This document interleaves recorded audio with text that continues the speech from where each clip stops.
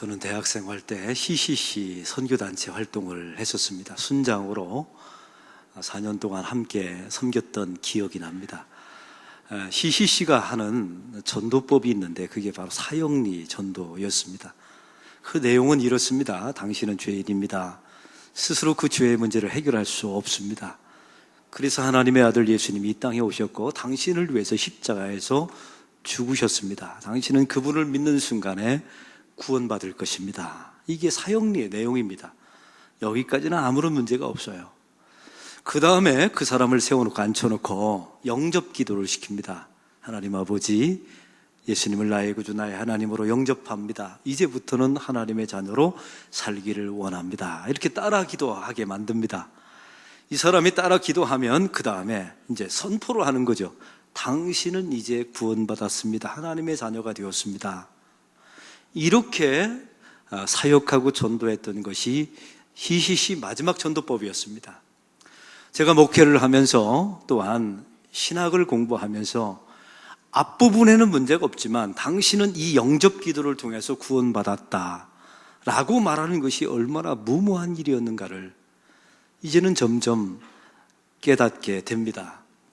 이 영접 기도를 시키는 신학적, 성경적인 근거는, 이 사람들이 찾는 성경적인 근거는 요한복음 1장 12절입니다. 영접하는 자, 곧 그 이름을 믿는 자들에게는 하나님의 자녀가 되는 권세를 주셨으니, 이 말씀의 근거에서 영접 기도 시켜놓고 당신은 구원받았습니다 라고 선포했단 말이죠. 근데 그 다음 절을 안 읽었기 때문에 이 본문에 대한 오해가 있었던 겁니다. 그 13절은 이렇게 말합니다. 이는 혈통으로나 육정으로나 사람의 뜻으로 나지 아니하고 오직 하나님께로부터 난 자들이라. 여러분, 이 말씀의 내용은 무엇입니까? 내가 영접했기 때문에 하나님의 자녀가 된 게 아니에요. 하나님의 자녀만 영접할 수가 있습니다. 하나님의 자녀만 하나님께서 영접해 만드십니다. 여러분, 이 순서를 까먹으면 안 돼요. 이걸 제가 증명해 볼까요? 제가 청와대를 갔다고 합시다. 가서 정문에서 외치는 겁니다. 내가 문재인 대통령을 아니까 나를 들여보내달라. 이렇게 말하면 들여보내줍니까? 안 들여보내줍니까? 안 들여보내줍니다. 그 청와대에 들어갈 수 있는 방법이 있어요. 그것은 단 한 가지입니다. 내가 문재인 대통령을 아는가 알지 못하는가는 중요하지 않아요. 저 문재인 대통령이 나를 알면 들어갈 수가 있습니다. 내가 들어가는 것을 그분이 허락하면 들어갈 수 있단 말이죠. 여러분, 구원도 마찬가지입니다. 우리가 나를 구원해 주십시오, 내가 영접합니다, 이렇게 해서 영접되는 게 아닙니다. 만세전부터 예정된 당신의 백성만 영접이 가능하게 된 줄로 믿습니다. 그래서 구원은 하나님으로부터 시작해서 하나님으로부터 끝나는 신비한 하나님의 은총이라고 말하죠. 그리고 그 구원은 우리에게 출발이라는 사실을 항상 잊지 마시기 바랍니다. 빌립보서 2장 12절은 우리에게 말씀하십니다. 항상 복종하여 두렵고 떨림으로 너의 구원을 이루라 라고 말씀하십니다. 이 말씀에 보면 신기한 게 있어요. 너의 구원을 이루라, 미래형으로 말씀하고 있고요. 또 한 가지는 우리는 자꾸만 구원을 내가 티켓을 받았다, 이제 나는 완전히 구원받았다, 나는 완료되었다, 이렇게 말하는데 성경은 그렇게 말씀하고 있지 않아요. 구원은 미래형 구원도 있다는 말이죠. 또 한 가지는 두렵고 떨리는 마음으로 너의 구원을 이루라. 왜 두렵고 떨리는 마음이라는 단어를 썼을까요? 함부로 내가 구원받았다 스스로 말하지 말고 함부로 남의 구원에 대해서 이 말을 판단할 자격들이 별로 없다는 거예요. 그래서 우리는 자기 자신의 구원에 대해서 항상 두렵고 떨리는 마음으로 하나님 앞에 재점검해 봐야 된다는 내용입니다. 내가 받았다라고 확신했던 이 구원이 진짜인가 가짜인가, 이걸 확인해 보아야 된다는 의미입니다. 오늘 성경에 보면 구원받은 자가 어떻게 되는지 보여주는 내용이 나와 있습니다. 구원받은 자가 이제 어떻게 되는지, 또 구원받은 자가 어떻게 살아가야 되는지 말씀이 나와 있어요. 이 말씀을 정확하게 말한다면 어떻게 되어지는지를 보면 이 사람이 구원받은 사람인지 아닌지를 판별할 수 있다는 겁니다. 우리가 구원받았다라고 하나님 앞에 확신하고 세상 사람들에게 공포했지요. 그리고 나서 우리가 무엇을 위해서 사는지, 우리 인생의 방향이 어떤지를 바라보면 이 사람의 구원이 진짜인지 가짜인지, 이 사람에게 구원받았다라고 말했던 사람들이 거짓말을 친 건지, 이게 진실인지가 분명하게 드러나게 된다는 겁니다. 우리 예수님과 제자들이 벳세다를 떠났습니다. 왜냐하면 우리 예수님을 그 벳세다 광야에서 왕으로 초대했기 때문에 그렇습니다. 예수님이 오병이어로 5,000명을 먹이자마자 그 예수님을 이용해서 배불려 했던 많은 사람들이 예수님을 왕으로 초대했습니다. 우리 예수님과 제자들은 바로 그 벳세다를 떠나서 가버나움으로 이동하게 되죠. 배를 타고 가다가 제자들이 먼저 풍랑을 만나게 됩니다. 우리 예수님께서 그 파도를 짓밟으시고 오셔서 그 제자들을 구원해 주시는 그 내용을 저와 여러분이 이미 보았습니다. 근데 오늘 본문에 보니까 이 오병이어를 먹었던 군중들이 보니까 자기들이 예수님을 왕으로 초대하려고 했거든요. 근데 예수님이 사라져버린 겁니다. 어디로 갔나 수소문했나 봤더니 우리 예수님이 가버나움, 저 반대편, 갈릴리 반대편으로 가셨다는 소식을 듣고 이 군중과 무리들이 예수님을 찾아오게 됩니다. 그리고 이렇게 묻죠. 예수님, 언제 여기 오셨나이까? 이 말씀은 시간을 묻는 게 아닙니다. 예수님, 우리가 예수님을 왕으로 초대했지 않습니까? 그러면 우리와 함께 계시다가 우리를 배불리 먹이시지 왜 굳이 가버나움으로 오십니까? 이 질문을 하게 된 거예요. 이때 예수님께서 대답하십니다. 너희가 나를 찾는 것은 표적을 본 까닭이 아니요 떡을 먹고 배부른 까닭이로다 라고 말씀하십니다. 우리 예수님을 나의 생명의 떡으로 여기고 예수님을 믿어야 구원받는 영원한 생명의 떡으로 이들이 믿지 않았다는 겁니다. 자기들의 배를 부르려고 예수님을 이용하고 있다는 것을 예수님이 공개적으로 폭로해버린 거예요. 바로 그때 예수님께서 다시 27절에 이렇게 말씀하십니다. 우리 다 같이 읽겠습니다. 썩을 양식을 위하여 일하지 말고 영생하도록 있는 양식을 위하여 하라. 이 양식은 인자가 너희에게 주리니 인자는 아버지 하나님께서 인치신 자니라. 아멘. 여러분, 이 말씀은 사실은요, 이 군중과 무리 들으라고 한 얘기가 아니에요. 왜요? 예수님을 통해서 자기 배나 불리려고 온 사람들에게 이런 영생하는 양식을 설명해봤자 소용이 없거든요. 이 말씀은 제자들 들으라고 하신 말씀입니다. 여러분, 제자들이 방금 전에 무슨 일이 있었습니까? 큰 파도와 폭풍 속에서 예수님이 걸어오셔서 그들을 구해 주셨죠. 그 성경에 그 제자들이 영접하니라고 말하고 있었어요. 그리고 물에 빠진 베드로가 주여 나를 구하소서. 우리 주님께서 그 배에 타시자마자 그들이 가려던 땅에 즉시 이르렀더라. 이게 구원을 보여주는 그림이라고 제가 말씀을 나눴지 않습니까? 근데 오늘 말씀은 그러면 그 구원받은 자가 어떻게 되는지 그 다음 단계 말씀하고 있어요. 구원은 목적지가 아니었던 겁니다. 구원은 출발지였던 거예요. 구원받은 하나님의 백성들이 도대체 어떻게 되는지, 구원받은 백성들이 도대체 무엇을 위해서 살아야 되는지, 이것을 주님께서 보여주고 있는 것입니다. 사랑하는 성도 여러분, 구원받은 하나님의 백성들은 어떻게 살아야 합니까? 또 무엇을 위해서 살아야 합니까? 오늘 성경은 분명하게 말합니다. 썩을 양식을 위하여 일하지 말고, 한번 따라해 봅시다. 썩을 양식을 위하여 일하지 말고. 이 본문을 잘못 해석하면 야, 돈은 쓸데없다, 죽을 때 가져갈 수 없다, 돈 가지고 구원받을 수 없다, 그러므로 돈 벌지 말아라, 이런 내용이 아니에요. 직장 소용없다, 예수 믿고 직장 생활하는 것이 무슨 의미가 있느냐, 직장 거두어 치워라, 건강 필요 없다, 이런 내용이 아닙니다. 오늘 성경이 말하는 썩을 양식을 위한 일은 두 가지입니다. 첫째는 자기 자신의 배를 불리기 위하여 예수님을 찾아온 행위를 말합니다.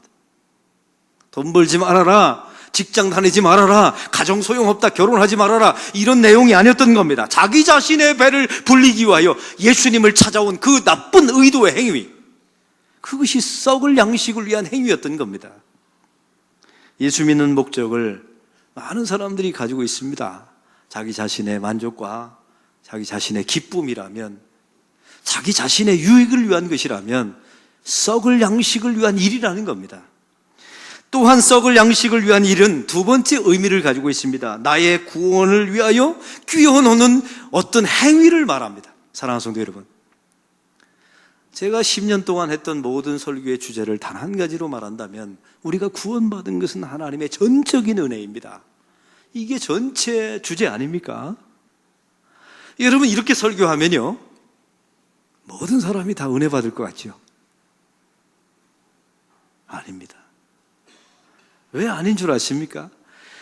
나의 구원과 나의 믿음은 전적인 하나님의 선물이며 하나님의 은혜입니다 라고 말하면요, 결국 이 도식으로 가면 모든 영광은 하나님께 돌아가야 되거든요. 이런 도식으로 가면 나의 영광을 챙길 구석이 없어요. 그래서 그 은혜에다가, 구원에다가 자기 행위를 끼워 넣습니다. 내가 열심히 기도했기 때문에 응답받은 겁니다. 사실은 하나님의 때가 되어서 하나님께서 응답시켜 준 거죠. 근데 내가 열심히 해서, 또 교회 일도 마찬가지입니다. 내가 열심히 봉사했기 때문에 직분자가 되었습니다. 왜 이렇게 자기 행위를 끼워 넣는 줄 아십니까? 그래야 자기 영광을 찾아낼 수 있기 때문에 그래요. 이게 썩어질 일을 위한 양식이라고 성경은 우리에게 말씀하고 있습니다. 이 썩을 양식을 위해서 일을 하면 결국 그 썩을 양식을 위한 일을 먹다가 하나님의 백성도 함께 썩어진다. 이게 성경의 말씀입니다. 또한 성경은 우리에게 거꾸로 정반대로 말합니다. 영생하도록 있는 양식을 위하여 일하라. 한번 따라해 봅시다. 영생하도록 있는 양식을 위하여 일하라. 이제는 나의 만족과 나의 기쁨, 나의 영광, 나의 자존심을 채우기 위해서 예수 믿는 것이 아니에요. 오직 하나님께서 나에게 주신 믿음과 은혜를 송축하며 그분께, 주님께 모든 영광을 돌리는 거죠. 그리고 나의 어떤 행위도 그 은혜에 끼워놓지 않습니다. 왜요? 모든 영광을 하나님께 돌려야 되니까. 그러면 그 영생하도록 있는 양식은 도대체 뭘까요? 구체적으로 말하면 요한복음 4장 34절은 이렇게 말합니다. 들어보십시오. 예수께서 이르시되 나의 양식은 나를 보내신 이의 뜻을 행하며 그의 일을 온전히 이루는 이것이니라. 할렐루야. 나의 양식은, 예수님께서 말씀하십니다. 나의 양식은 나를 보내신 이 하나님의 뜻을 구하고 그것을 실현하는 것이 나의 양식이라고 말씀하고 있어요. 나의 소원, 나의 야망, 나의 만족, 나의 기쁨이 아니라는 겁니다. 나의 양식. 그걸 먹으면 우리의 모든 영혼도 썩어지고 우리의 영혼도 의미가 없어진다는 거예요. 이제 여러분에게 묻습니다. 요즘 여러분 하나님께 기도 생활 하시죠? 새벽 기도도 나오시고 또 기도 시간에 기도하시지 않습니까? 요즘 여러분이 구하는 내용은 도대체 무엇입니까? 한번 솔직하게 우리가 한번 이야기를 좀 나눠봤으면 좋겠어요. 한번 여러분에게 정말로 묻습니다. 여러분이 하나님 앞에 그렇게 많이 구하는 것이 정말 하나님의 일을 위한 것인가요? 나를 위한 것입니까? 하나님의 기쁨을 위한 것입니까? 나의 기쁨을 위한 것입니까? 하나님 만족을 위해서 우리가 구하는 것입니까? 나의 만족을 위해서 구하는 것입니까? 하나님 좋으라고 구한 것입니까? 나 좋으라고 구한 것입니까? 여러분, 이것을 분명히 하셔야 합니다. 그걸 체크하고 점검하라는 거예요. 27절에 그래서 가장 중요한 내용은 이 양식은 인자가 너희에게 주리니, 우리가 노력해서 얻는 양식이 아니에요. 하나님의 뜻대로 하나님의 만족, 하나님의 기쁨을 위해서 내가 노력해서 되는 게 아니랍니다. 이 양식은 예수 그리스도가 우리에게 주시는 양식이에요. 이 말의 의미는 뭔지 아십니까? 우리가 구원받은 백성이라면 자동적으로 노력하지 않더라도 썩을 양식을 버리고 영생을 구하는 양식을 위해서 사라지도록 하는 것입니다.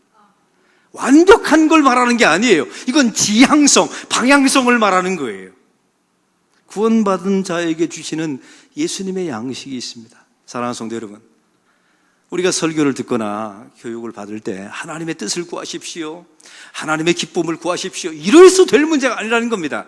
성경은 우리에게 분명히 말해요. 이 바닷가에서 큰 파도와 큰 풍랑 속에서 주님께서 구해 주셨죠. 이건 구원의 그림이에요. 구원의 그림을 경험한 그 제자들에게 말씀하십니다. 구원받은 자들에게 나타나는 변화가 있나니 그것은 썩을 양식을 구하지 않고 영생을 위한 일을 구한다라고 성경은 말씀하고 있습니다. 이게 억지로 되는 게, 누가 시켜서 되는 게 아니에요. 구원받은 자에게만 나타나는 놀라운 표징이라고 성경은 말씀하고 있어요. 여러분, 이것을 완전하게 이걸 해야 된다, 이걸 말하는 게 아닙니다. 그런 방향의 지향성과 방향성으로 바뀌었냐는 거예요. 구원받은 자에게 이런 표징이 나타납니다. 이런 표징이 만약 없다면 그 구원은 가짜입니다. 여러분에게 구원받았다고 수많은 사람이 말했지만 그건 거짓말이었던 겁니다. 이런 설교하면 어떤 분이 이런 생각할지도 몰라요. 목사님, 어떻게든 교인들을 끌어모아서 무조건 구원받았습니다, 이렇게 설교해서 붙들어 놓아야 되지 않습니까? 그래야 헌금도 있고 교인도 많아지고 얼마나 좋습니까? 성경은 그렇게 말한 적이 단 한 번도 없어요. 받은 백성들에게 나타나는 표징을 제가 여러분에게 들어보겠습니다. 나도 모르게 어느 날 보니까 하나님의 뜻을 구하고 있어요. 내가 결심해서 이제부터는 하나님의 뜻을 구하며 살아야지, 이래서 되는 게 아니라 어느 날 나도 모르게 어떤 문제가 있어요. 어떤 사건이 있어요. 그때 하나님의 뜻이 무엇일까? 나도 모르게 구하고 있다면 여러분은 이미 구원받은 사람입니다. 이 세상 사람은 이게 불가능해요. 구원받지 못한 사람은 이게 불가능합니다. 지금까지는 나의 기쁨과 나의 만족을 위해서 살아왔어요. 그런데 어느 날 보니까 이게 정말 하나님의 기쁨이 될까? 이거 하면 하나님이 만족하실까? 이거 정말 나 좋자고 하는 건가? 하나님 좋자고 하는 건가? 이 질문과 이 생각을 가졌다면 여러분은 정말로 구원받은 하나님의 백성입니다. 그렇지 않다면 혹시 여러분 교회를 오래 다니고 예수를 믿고 직분을 가지고 있더라도 이런 생각이 단 한 번도 안 들었다면 여러분의 구원은 가짜입니다. 이런 변화가 반드시 있다는 겁니다. 그래서 오늘 설교의 제목은 구원은 목적지가 아니라 출발인 거예요. 구원받은 자, 그 파도 속에서 구원받은 하나님의 백성들에게 나타나는 표징을 성경은 우리에게 말씀하고 있습니다. 이런 변화가 반드시 있어야 된다는 거예요. 완전한 걸 말하는 게 아닙니다. 그런 지향성, 방향성을 그 방향으로 내가 틀었는가? 이건 내가 원해서 내가 의지로 틀 수 있는 게 아니라는 겁니다. 하나님께서 우리를 틀게 하십니다. 누구에게요? 구원받은 백성에게만. 우리 교회가 건축 과정에 있습니다. 저 5층까지 올라갔어요. 담임 목사가 얼마나 궁금합니까? 그래서 5층에 올라갔습니다. 어제 5층에 올라갔는데 발을 헛디뎌서 제가 5층에서 추락했습니다. 근데 이렇게 아무런 증세 없이 여러분 앞에 서 있죠. 이렇게라고 말한다면 여러분은 두 가지 생각할 겁니다. 저거 새빨간 거짓말이다. 두 번째는 저 목사 드디어 미쳤다. 이제 여러분에게 심각하게 묻습니다. 5층에서 떨어지는 충격과 여러분이 예수님을 정말 믿고 구원받은 그 충격은 뭐가 큽니까? 예수 믿은 충격이 훨씬 커요. 나는 예수를 믿었는데 어떤 변화도 없이 멀쩡하다. 안 믿은 겁니다. 구원 없었던 겁니다. 저는 이걸 완벽한 변화를 말씀드리는 게 아니에요. 이런 방향으로 지금까지 내 뜻을 위해서 살아왔다면 하나님의 뜻이 뭘까? 내 만족을 위해서 살아왔던 사람이 하나님의 만족은 뭘까? 나의 기쁨을 위해서 살아왔던 사람이 이게 정말 하나님의 기쁨이 될까?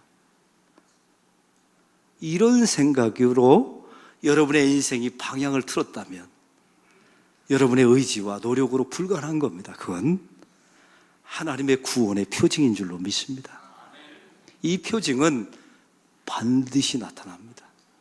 이 표징이 없다면 그 사람은 구원받은 백성이 아닙니다. 성경은 말합니다. 마태복음 7장 21절 나더러 주여 주여 하는 자마다 다 천국에 들어갈 것이 아니요 다만 하늘에 계신 내 아버지의 뜻대로 행하는 자라야 들어가리라. 할렐루야.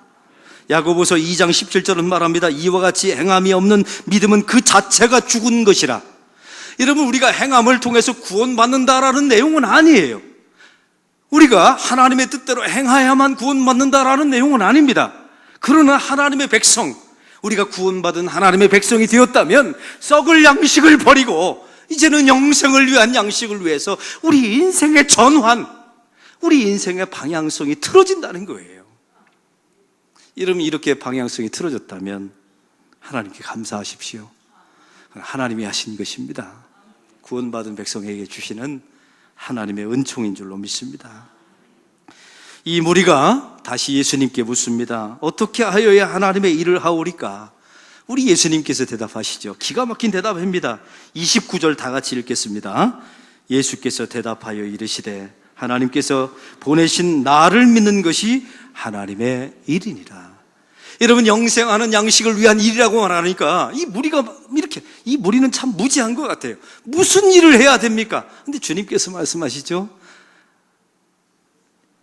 하나님께서 보내신 예수님을 믿는 것이 하나님의 일이라고요. 여러분, 이 말씀의 의미는 이렇습니다. 교회 안에서 무엇인가를 일하고 그것을 통해서 나의 은혜와 나의 구원에 끼어넣을 생각을 하지 말라는 거예요. 우리가 하나님 앞에 설 때마다 무엇을 열심히 해서 이루는 존재가 아닙니다. 구원받은 백성들은 가만히 있어도 구원받은 자답게 하나님께서 여러분의 인생의 방향을 틀어주실 줄로 믿습니다. 그 틀어진 방향에 여러분의 의지를 가미하면 하나님께서 원하시는 길을 걸어가게 되는 것입니다. 내가 하는 게 아닙니다. 내 안에 계신 하나님께서 하실 줄로 믿습니다. 진짜 구원, 진짜 믿음은 내가 의지로 가는 길이 아니에요. 하나님께서 시작하시고 이런 방향으로 하나님께서 틀어주실 줄로 믿습니다. 사랑하는 성도 여러분, 구원받은 자들에게 나타나는 몇 가지 대표적인 표징을 소개하고 말씀을 맺습니다. 이 구원받은 자들은 내 뜻, 내 야망, 내 만족이 아닌 하나님의 뜻을 구하는 표징이 있다고 했죠. 또 한 가지는 이 제자들이 파도 속에서 스스로 구원할 수가 없었지 않습니까? 자기 자신의 전적 무능력함, 하나님 앞에 전적인 타락을 고백하는 것이 구원받은 백성들의 표징입니다. 이건 세상 사람들은 할 수가 없어요. 불가능합니다. 이 죄를 지은 전적으로 타락한 사람들에게 찾아오는 하나님의 시시각각 다가오는 하나님의 심판과 진노를 두려워하는 마음, 세상 사람들은 죽었다 깨라도 이런 마음 없어요. 근데 예수 믿는 구원받은 백성들에게 있어요. 그 내가 지은 죄에 대한 심판에 대한 두려움 말이죠. 제가 며칠 전에 우리 교회 복도 안에서 아이들이 막 뜁니다. 주일학교 아이들이. 위험하죠. 좁은 골목에 애들이 뛰고 하니까 말이에요.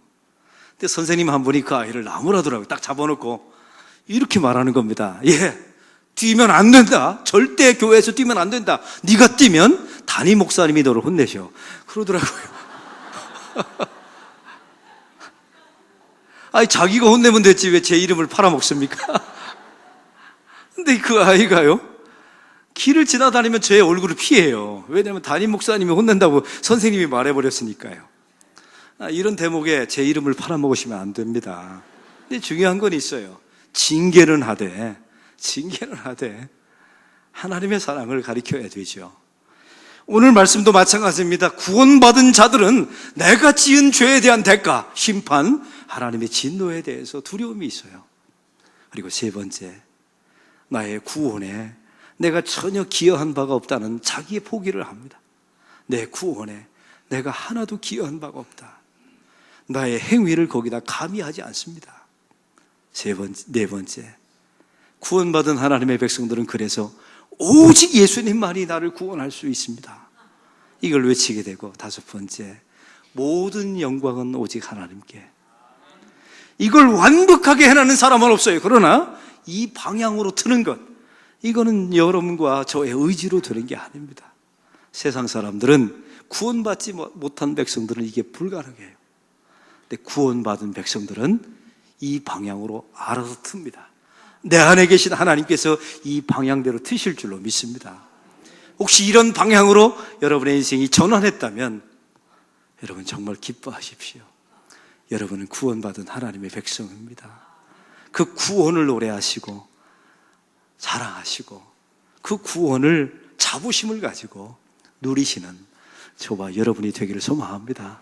그래서 구원은 목적지가 아니라 출발지입니다.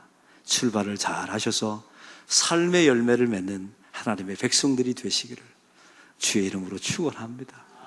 하나님 아버지, 오늘 말씀을 통하여 구원받은 백성들에게 나타나는 몇 가지 표징을 말씀해 주셨습니다. 이 표징을 보라고, 이 표징이 없다면 구원은 가짜라고, 거짓말에 속은 것이라고 주님께서 우리에게 경고하십니다. 하나님 아버지, 우리가 예수를 오래 믿고 직분자이고 신앙생활을 했지만 우리가 지금까지 살아오면서 내 뜻이 아니라 하나님의 뜻, 내 만족이 아니라 하나님의 만족, 나의 유익이 아니라 하나님의 유익을 구했다면 이것은 내 안에 계신 하나님께서 주신 양식임을 저희들이 믿습니다. 하나님, 우리에게 이런 구원을 베풀어 주심을 감사합니다. 확증하고 의심하지 않는 하나님의 백성들 되게 하여 주시옵소서. 예수 그리스도의 이름으로 기도하옵나이다. 아멘.